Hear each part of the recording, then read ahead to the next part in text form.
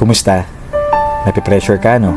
Dahil sa dinidikta ng mundong ito, na dapat malinaw na ang iyong pangarap, na dapat hindi ka na pabigat, na dapat kumikita ka na, may ipon ka na, nakakatulong ka na, tignan mo ang buhay ng iba. Nakakapagod, di ba?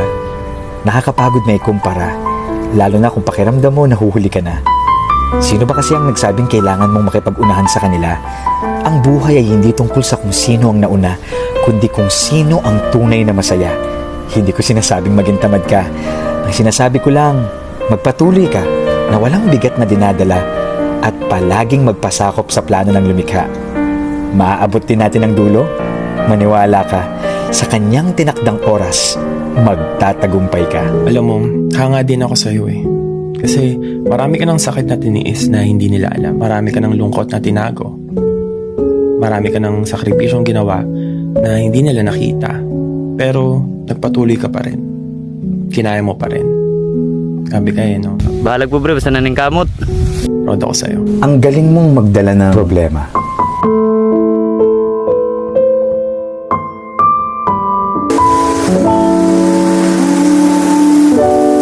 Muna kinabuhi sa probinsya, mga ni. Kahit na may mga pagkakataong bigat ka na, hindi pa rin nahahalata ng iba.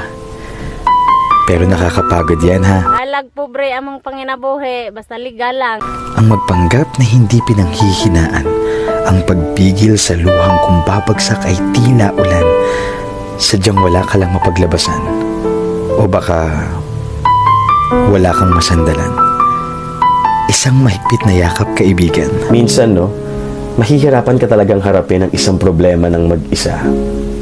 Pero ang mas mahirap, yung hindi ka naiintindihan ng iba. And they will start to say words like, ang drama mo naman, para yan lang, mas mabigat pa nga yung pinagdaraanan ko dyan. We need to be reminded sometimes that we have different mental and emotional strength, that we have different coping mechanisms, and so we cannot easily compare our situation to others because a simple rain to us can already be a raging storm to them. Our job is to be compassionate with one another, to listen, to understand, to give help if we can, and to pray for them.